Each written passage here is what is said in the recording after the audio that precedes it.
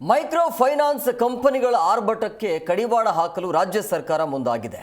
ನೈಜ ಸಾಲಗಾರರ ಹಿತ ಕಾಪಾಡುವ ಹಾಗೂ ಫೈನಾನ್ಸ್ ಕಂಪನಿಗಳ ದಬ್ಬಾಳಿಕೆಯನ್ನು ತಪ್ಪಿಸಲು ಶೀಘ್ರವೇ ನೂತನ ಕಾನೂನು ಜಾರಿಗೆ ಸರ್ಕಾರ ನಿರ್ಧರಿಸಿದೆ. ಕಂಪನಿಗಳ ಉಪಟಳ ನಿಯಂತ್ರಣಕ್ಕೆ ಪ್ರತಿ ಜಿಲ್ಲೆಯಲ್ಲಿ ಸಹಾಯವಾಣಿ ಸ್ಥಾಪಿಸಿ ಸಂತ್ರಸ್ತರ ನೆರವಿಗೆ ಧಾವಿಸಲು ಸರ್ಕಾರ ಭರವಸೆ ಹೇಳಿದೆ. ಅದರ ಒಂದು ವರದಿ ನಿಮ್ಮ ಮುಂದೆ.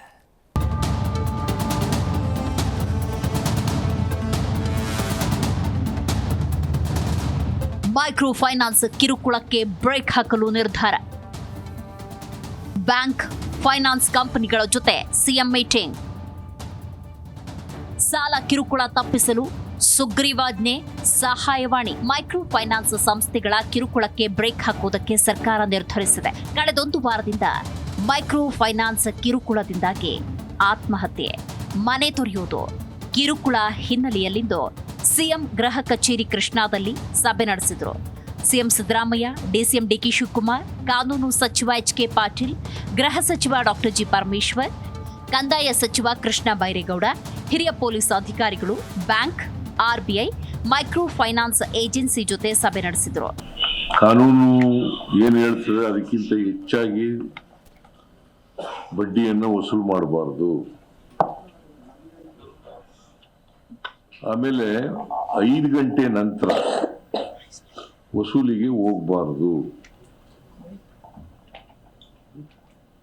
ಆಮೇಲೆ ಔಟ್ಸೋರ್ಸಿಂಗ್ ಮಾಡಿ ವಸೂಲು ಮಾಡ್ತಕ್ಕಂಥ ಕ್ರಮವನ್ನು ವಿರೋಧ ಮಾಡಿದ್ದೀವಿ. ಅದನ್ನ ಮಾಡಬಾರ್ದು.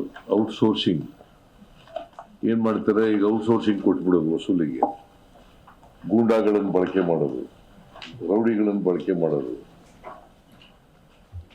ಅದನ್ನ ಮಾಡಬಾರದು. ಇನ್ನು ಮೈಕ್ರೋ ಫೈನಾನ್ಸ್ ಕಂಪನಿಗಳಿಗೆ ಮೂಗುದಾರ ಹಾಕುವುದಕ್ಕೆ ನಿರ್ಧರಿಸಿರುವ ಸರ್ಕಾರ ಸುಗ್ರೀವಾಜ್ಞೆಯ ಜೊತೆಗೆ ಸಹಾಯವಾಣಿ ಸ್ಥಾಪಿಸಿ ಜನರಿಗೆ ತರುವುದಾಗಿ ತಿಳಿಸಿತು. ಇದೇ ವೇಳೆ ಸಿಎಂ ಫೈನಾನ್ಸ್ ಕಂಪನಿಗಳ ವಹಿವಾಟು, ಸಾಲದ ಮೊತ್ತ, ಅವರ ಕಾರ್ಯವೈಖರಿ ಕುರಿತಂತೆ ಮಾಹಿತಿ ಕಲೆ ಹಾಕಿದ್ರು. ಬಳಿಕ ಜನಪರವಾಗಿ ನಿಲ್ಲುವ ರಾಜ್ಯ ಸರ್ಕಾರದ ನಿರ್ಧಾರದಂತೆ ಕೇಂದ್ರವೂ ಇದಕ್ಕೆ ಸಹಕಾರ ನೀಡಬೇಕೆಂದು ಮನವಿ ಮಾಡಿದ್ರು. ಈ ನಿಯಮಗಳನ್ನ ಯಾರು ಉಲ್ಲಂಘನೆ ಮಾಡ್ತಾರೆ ಅವ್ರ ಮೇಲೆ ಸರ್ಕಾರ ಕಠಿಣವಾದಂತ ಕ್ರಮ ತಗೊಳ್ತದೆ.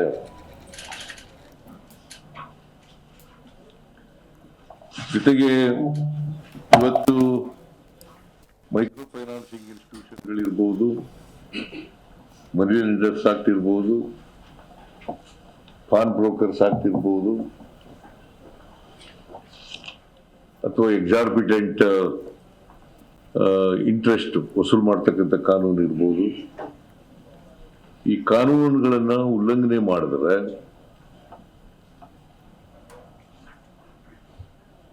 ನಾವು ಮುಲಾಜಿಲ್ದೇನೆ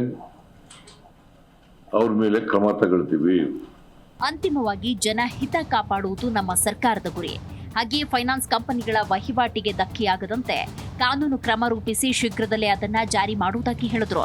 ಜೊತೆಗೆ ಫೈನಾನ್ಸ್ ಕಿರುಕುಳದಿಂದ ಮೃತಪಟ್ಟ ಹಲವರ ಕುಟುಂಬಗಳ ರಕ್ಷಣೆಗೆ ಸರ್ಕಾರ ಯಾವ ರೀತಿ ನಿಲ್ಲಬೇಕು ಅನ್ನೋದರ ಕುರಿತಂತೆ ಚರ್ಚಿಸಿ ಕ್ರಮ ಜರುಗಿಸುವುದಾಗಿ ಭರವಸೆ ನೀಡಿದ್ರು. ಕೆಲವು ಕಾನೂನುಗಳು ಕೇಂದ್ರದ ಕಾನೂನುಗಳಿದ್ದಾವೆ, ಕೆಲವು ಕಾನೂನುಗಳು ರಾಜ್ಯದ ಕಾನೂನುಗಳಿದ್ದಾವೆ. ಹಾಗಾಗಿ ನಾವು ರಾಜ್ಯದ ಕಾನೂನನ್ನು ಯಾವ ರೀತಿ ಇನ್ನೂ ಕೂಡ ಗಟ್ಟಿ ಮಾಡಬೇಕು ಮತ್ತು ಎಫೆಕ್ಟಿವ್ ಮಾಡಬೇಕು ಅನ್ನೋದ್ರ ಬಗ್ಗೆನೂ ಕೂಡ ಚರ್ಚೆ ಮಾಡ್ತೀವಿ ಇವತ್ತು ನಾವು. ಯಾಕೆಂದರೆ ಇದು cooperative department, revenue department, police department ಈ ಎಲ್ಲ ಕಂಬೈನ್ಡ್ ಆಗಿ ಆ್ಯಕ್ಷನ್ ಮಾಡುವಂಥ ಇದು ಇಶ್ಯೂ ಇದು. ಅದಕ್ಕಾಗಿ ಇವತ್ತು ಸಭೆ ಕರೆದಿದ್ದಾರೆ ಮುಖ್ಯಮಂತ್ರಿಗಳು. ಸಭೆಯ ನಂತರ ಬ್ರೀಫ್ ಮಾಡ್ತೀವಿ. ಹೀಗೆ ಸುಗ್ರೀವಾಜ್ಞೆ ತರುವ ಮೂಲಕ ರಾಜ್ಯ ಸರ್ಕಾರ ನಮ್ಮದು ಜನಪರ ನಿಲುವು ಅನ್ನೋದನ್ನ ತೋರಿಸಲು ಮುಂದಾಗಿದೆ. ಆದರೆ ಇದಕ್ಕೆ ಕಂಪನಿಗಳ ಪ್ರತಿಕ್ರಿಯೆ ಹೇಗಿರುತ್ತೆ ಅನ್ನೋದರ ಮೇಲೆ ಸರ್ಕಾರದ ನಿರ್ಧಾರ ಏನಾಗಲಿದೆ ಅನ್ನೋದಕ್ಕೆ ಉತ್ತರ ಸಿಗಲಿದೆ. Rajappa Suttur, political bureau, Zee Kannada news, Bengaluru. Zee Kannada news ಈಗ ನಿಮ್ಮ ಮನೆಯಲ್ಲೇ ನೋಡಿ. ಎಲ್ಲ ಕೇಬಲ್ಗಳಲ್ಲಿ ಈಗ ಲಭ್ಯ.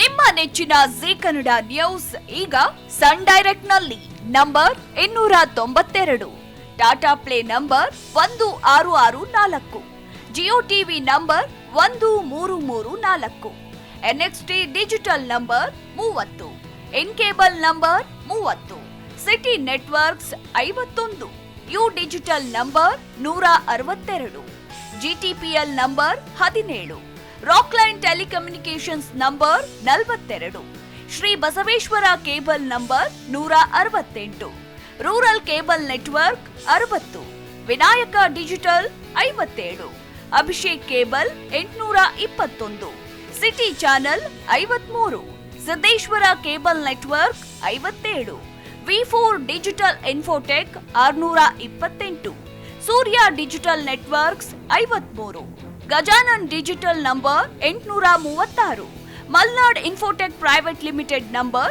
56, Metrocast number 830, victory digital number 167ರಲ್ಲಿ ನೋಡಿ ಆನಂದಿಸಿ.